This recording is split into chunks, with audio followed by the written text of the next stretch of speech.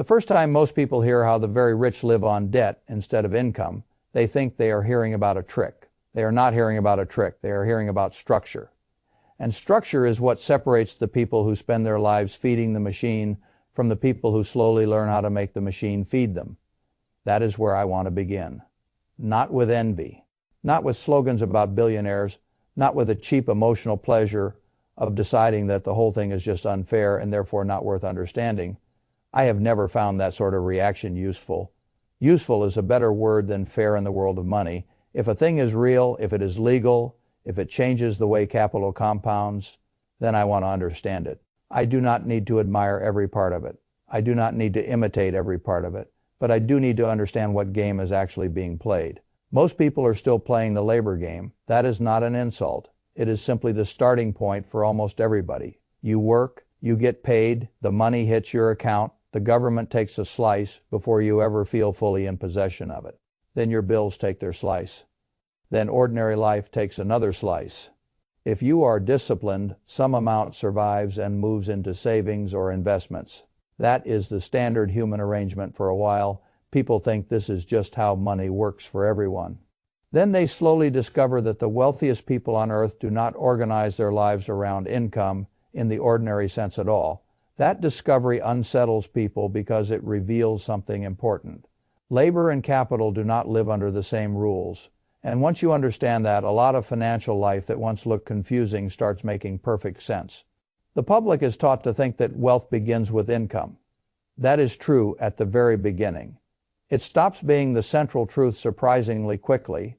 Income is what most people rely on because they do not yet own enough productive assets for the assets to matter more than the paycheck. But the higher up you go, the less income in the ordinary sense matters. That is because wages are visible, regular, and highly taxable. Visible money is the government's favorite kind of money. The salary arrives and taxation applies with remarkable confidence. It is not subtle. It is immediate. This is one reason the wealthy often avoid ordinary salary as a primary mechanism once they no longer need it. The average person hears that and thinks it means they are cheating somehow. That is not the correct frame. The correct frame is that they have shifted from labor to ownership, and ownership is governed by a very different set of incentives. If I own a business, or a huge block of stock, or a collection of assets that appreciate over time, my balance sheet can grow without my bank account filling with taxable cash in the same way a salary does. That distinction matters a great deal. A gain is not always taxed when it happens economically. A gain is often taxed when it is realized. That one principle changes the shape of wealth more than most people appreciate. Suppose I buy an asset for $1 million and years later it is worth $10 million. On paper, I am $9 million richer than I used to be. In economic reality, I am certainly much wealthier. But if I have not sold the thing, then under current U.S. tax rules, that gain is generally unrealized. And the tax is usually not triggered merely because the market now says the thing is worth more. The IRS generally taxes realized gains, not ordinary appreciation sitting on paper. Fay-Site, Fay-Turn 201157, search 0 Fay-Turn, 886,566, search 5 Fay. That is not a tiny technicality. That is the opening door to a completely different financial world. The ordinary worker gets taxed when money comes in. The asset owner often gets richer first and taxed later, if later comes at all in the expected way. That is why I say labor and capital do not live under the same rules. The person who lives on salary is paid, taxed, and then expected to build wealth from what remains. The person who lives through assets may watch wealth rise without triggering the same kind of immediate tax event. Those are two very different starting positions. Now, once a person owns large appreciating assets, another possibility opens. He no longer needs to sell the asset just because he wants spending power. That sentence is the beginning of what many people now call buy, borrow, die. I dislike turning complex structures into slogans because slogans make serious things sound too easy. But the slogan points toward something real. You buy appreciating assets, you hold them, instead of selling them and realizing taxable gains, you borrow against them. Then, if the asset base continues compounding and the structure is carried to death, heirs may receive a basis reset under current law on inherited property generally to fair market value at the date of death, which can wipe out much of the embedded capital gain for tax purposes.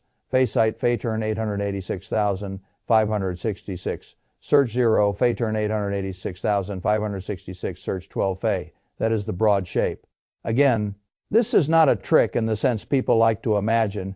It is a structure based on the interaction between unrealized gains, collateralized borrowing, and basis rules at death. A serious person should understand the structure, even if he will never use it at enormous scale, because once you understand the extreme version, you start to see smaller versions of the same principle that are relevant to ordinary life. That is where the lesson gets interesting before I get there. Let us examine why borrowing looks so different for ordinary households and for the rich. The average family borrows from weakness. The wealthy often borrow from strength. That is the distinction that matters most. A family takes a mortgage because without the loan it cannot buy the house. A borrower takes an auto loan because without financing he cannot buy the car without draining liquidity. A consumer revolves credit card debt because spending outran cash flow. In all those cases, the loan is solving a lack of cash problem in the present. The bank knows this. The bank prices for that reality. The borrower is assessed by credit history debt, to income ratio, employment stability, and the ugly fact that his repayment depends on continued labor income. That makes him risky. Risky borrowers pay up. The bank wants interest for the possibility that they may not pay, or may not pay smoothly, or may become a problem to deal with. The loan may be secured by an asset like a house or a car, but the structure still depends heavily on the borrower's future earned income. That is why ordinary consumer debt often feels like a trap, because it usually is one. It is expensive, it is often paid with after-tax dollars, and it is attached to assets or purchases that either do not appreciate much or do not appreciate at all. The household borrows to consume or to shelter itself and then spends years sending labor income through the tax system and then through the bank. That is a hard way to live. It can still be rational in the case of a good mortgage or a carefully chosen home, but we should not romanticize it. Most people do not really own their lives financially. They are serving layers of claims on their future labor. Now compare that with the rich borrower. He walks into a private bank with a large block of stock, real estate, business interest, or other appreciating collateral. He is not borrowing because he has no assets. He is borrowing because he has so many assets that the bank wants access to the relationship. This is a completely different negotiating position. The bank is not mainly looking at his paycheck. It is looking at the collateral. It is looking at loan to value ratios. The liquidity of the underlying assets, the concentration risk, the relationship potential, and the likelihood that the borrower has multiple ways to satisfy the obligation if necessary. That borrower may get a line of credit against securities, real estate, or a broader asset base at a rate ordinary households cannot imagine. Why? Because the risk is not the same. The bank is not extending unsecured faith to a paycheck earner whose margin is thin. It is lending against an existing fortress. That is why the public gets confused when it hears that the rich borrow cheaply and everyone else borrows dearly. It thinks the difference is favoritism alone. There is favoritism in many systems, no doubt, but there is also structure.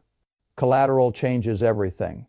A man with 10 million in liquid securities asking to borrow 1 million is not the same credit story as a man with almost no surplus trying to finance a consumption decision with future wages.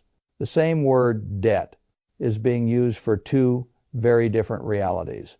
That is why I have always disliked moralizing language around debt. Debt is not one thing. It is a structure, and the structure matters more than the label. A margin loan against concentrated stock can still be dangerous. A securities backed line can still become a disaster if the collateral drops sharply and the borrower was overextended. I do not want anyone hearing this and imagining that collateralized borrowing is magic. Magic does not exist in finance. There are only trade-offs, incentives, and delayed consequences. But it is still true that the wealthy often use debt not because they are weak, but because it lets them avoid realizing gains, maintain control of appreciating assets, and meet spending needs without triggering the tax consequences of outright sale. That is the core idea. Now let us make the thing plain with an example. Imagine a founder owns $100 million of appreciated stock in a company he built. If he sells $10 million to fund lifestyle diversification or a new investment, he may trigger a large capital gain. Under current federal rules, long-term capital gains are taxed at preferential rates, but tax is still tax, and additional state taxes may apply depending on where he lives. Site Fayturn 201157 search 0, Fayturn 201157 search 2 he can instead pledge some of the stock and borrow against it. Now he has liquidity, he has not sold the asset, he still participates in future upside. If the company keeps appreciating, the loan may be refinanced, rolled, or partially paid through other cash flows depending on how the rest of the structure is built. And because loan proceeds are generally not taxable income, the liquidity arrives without looking like wage income or a capital gain realization. Loan treatment is not the same as income treatment. That is one reason borrowing against assets can be so powerful for wealthy owners. Site Fayturn 201157, search 2 Fayturn 886,566, search 5 This is where the average person begins feeling that the game is rigged. It is, but not only in the cartoonish way people think. It is rigged in favor of ownership. That is the part I want ordinary people to understand. The real dividing line is not intelligence in the abstract. It is whether your financial life is built around wages only or around assets that produce optionality. The poor and middle class are usually taxed when they work. The wealthy often organize themselves so that much of their economic gain happens through appreciation, borrowing capacity, and favorable treatment of ownership. You may not be able to replicate the billionaire version. You can absolutely learn from the principle. That principle is this: build your life so that assets become more important than labor as early and as steadily as possible. That one principle explains more about wealth than almost any quote people share online. Now let us examine the last piece, the one people hear about most breathlessly. Death when a person dies holding appreciated property. Current U.S. basis rules generally provide that inherited property receives a basis equal to fair market value at the date of death, or an alternate valuation date if elected in certain state situations. In common language, a great deal of the embedded capital gain disappears for the heirs because their basis resets if they sell soon thereafter. There may be little or no gain left to tax. Site Fayturn 886,566 search 0 Fayturn 886,566 search 3 Fayturn 886,566 search 12 That is a profound rule. It means a person who built wealth through appreciation can carry that appreciation through life without sale, borrow against it when liquidity is needed, and potentially pass assets onward with much of the capital gain history effectively washed away. No wonder the structure fascinates people. It should.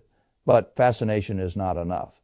The serious question is what part of this matters to someone who is not worth $100 million. That is where the real value begins.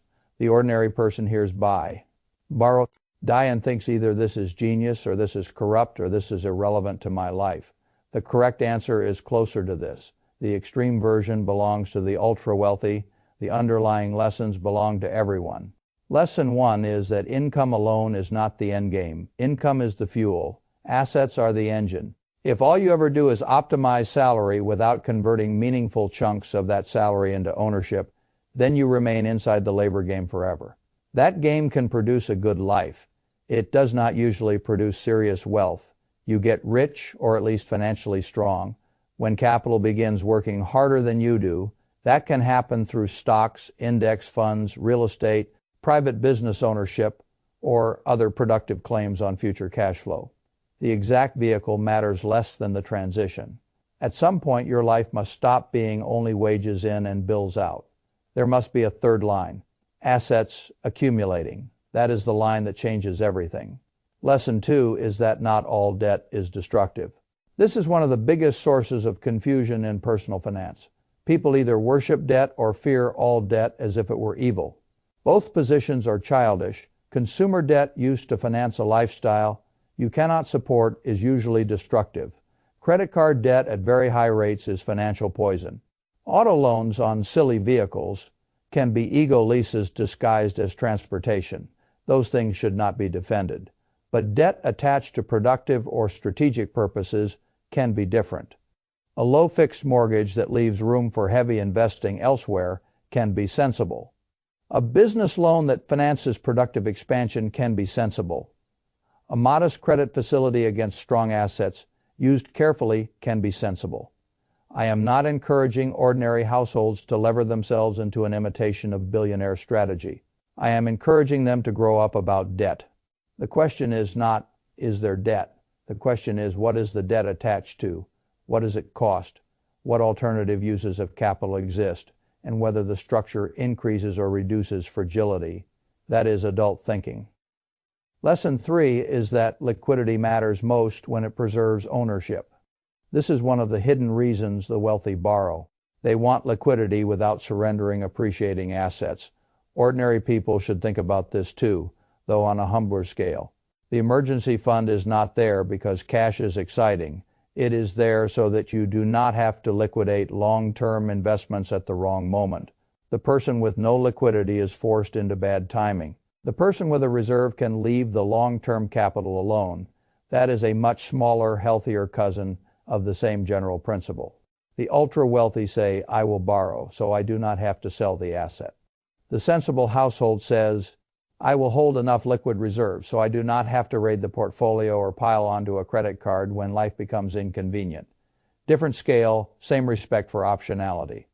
Lesson 4 is that taxes matter, but only after structure. I have watched too many people become obsessed with taxes while owning too few productive assets to make the obsession useful. The greatest tax strategy for ordinary people is often embarrassingly simple. Own more productive assets in tax-advantaged wrappers. Where possible, use retirement accounts, use employer matches, use Roth options when appropriate, use low turnover funds, avoid needless realization of gains. Avoid excessive fees and frantic trading. That gets a person much further than the theatrical tax tricks people dream about after listening to rich man stories with no balance sheet of their own. You do not need private bankers to benefit from owning capital more intelligently. You need discipline, you need time, you need enough humility to build slowly. That is how real people do it. The public often listens to billionaire strategy the wrong way. It either turns resentful or it turns delusional. The better response is translation. What principle is operating here, and what smaller, legal, sensible version can I apply to my own life? That is what I care about. The principle is ownership beats labor. Only dependence. The principle is appreciated assets create optionality. The principle is tax treatment often favors realization events rather than paper growth. The principle is that borrowing against strength is different from borrowing from weakness. The principle is that wealthy families think in structures, not just transactions. Those are all usable ideas. Let me tell you what I think a serious middle-class family should actually do if it wants to move in that direction. First, kill toxic debt. Not all debt. Toxic debt. Credit card balances charging double-digit rates. Consumer nonsense. That is eating the future faster than assets can be built. You do not get to imitate capital strategy while paying poison rates on consumption mistakes. That is not sophisticated. It is just expensive confusion. Second, build the cash buffer. A family without reserves lives too close to the cliff. Without reserves, the next disruption pushes them back into bad debt or forced liquidation. The buffer is not there to make you rich. It is there to keep you from becoming stupid under pressure. Third, convert income into ownership relentlessly. Retirement accounts first. If there is a match, broad low-cost index funds, productive businesses. If you have the skill and temperament, real estate, where the economics truly make sense. The exact order can vary, but the principle cannot. Wages must become assets. Fourth, think carefully before prepaying cheap debt. This is where many households accidentally reverse the whole lesson. They inherit a world where cheap fixed debt can be one of the most attractive liabilities they will ever hold. And then they rush to eliminate it because debt feels ugly. Sometimes peace of mind justifies that. Often it is a poor use of capital if the alternative is buying productive assets with higher long-run expected returns. This is not a moral issue, it is capital allocation. Fifth, stop confusing visibility with control. A paycheck is visible. That does not make it secure. A portfolio is volatile. That does not make it weak. A salary can vanish with one employer decision. A broad ownership stake in productive capitalism can fluctuate wildly and still be the stronger long-term claim. This is a very hard lesson for working people because the paycheck feels real and the market feels abstract. Over decades, the market can be the more durable partner if the structure around it is sane. Now let me say something about consumption, because it sits underneath all of this, whether people admit it or not. The reason most people never graduate from labor to ownership is not only taxes, it is not only wages, it is not only inequality, it is also appetite. The modern economy is very good at giving working people the feeling of reward without giving them actual capital. A nicer car, a larger house, a better neighborhood, more polished vacations, a wardrobe that signals success more loudly than the balance sheet underneath it can support. Each one consumes what could have become ownership. Then the household says it had no surplus to invest. It had surplus. It just converted the surplus into lifestyle faster than it converted it into assets. That is one of the oldest tragedies in money. The rich are not magically free from appetite. They just often discipline it differently because they understand that ownership multiplies while consumption only briefly flatters. That is not a call to live like a monk. It is a call to stop pretending that every lifestyle upgrade is neutral. Most upgrades have a hidden cost in foregone ownership that cost compounds. Now, I want to return to the title idea one last time because I do not want the conclusion to become theatrical buy. Borrow die is not a moral instruction. It is not a life philosophy. It is not a beginner's checklist. It is a description of how large amounts of capital interact with tax law, asset appreciation, bank lending, and estate transfer rules under the current system. That system can change, laws can change, rates can change, basis rules can change. Any person making real-world decisions here should use qualified tax and legal professionals. Those details matter. Faysite Fayturn 886,566 search 0. Fayturn 886,566 search 3. Fayturn 886,566 search 10 Fay, but the broad truth underneath it is durable. Wealth is different from income. Assets are different from wages. Collateralized strength is different from consumer weakness. And the people who understand those differences early build far stronger lives than the people who spend decades thinking the only game is getting a bigger paycheck. A bigger paycheck can help. It is still not the game. The game is building claims on future cash flows that do not require you to sell your hours forever. That is the game. The game is moving from taxed labor dependence toward ownership. The game is using debt carefully, if at all, in ways that increase optionality rather than destroy it. The game is learning to keep good assets through bad moods and bad headlines. The game is understanding that the system has always favored ownership and arranging your life so that you are increasingly on that side of the line. That is what I would want any serious person to understand. Do not merely admire or resent how the very rich operate. Translate the lesson, build assets, respect taxes, use debt carefully, protect liquidity. And above all, stop mistaking wages for wealth. Wages are fuel. Wealth is what the fuel buys and then keeps building after your workday ends. That is the whole thing. Once you see it clearly, a lot of old confusion disappears. And confusion disappearing is often where real financial progress begins.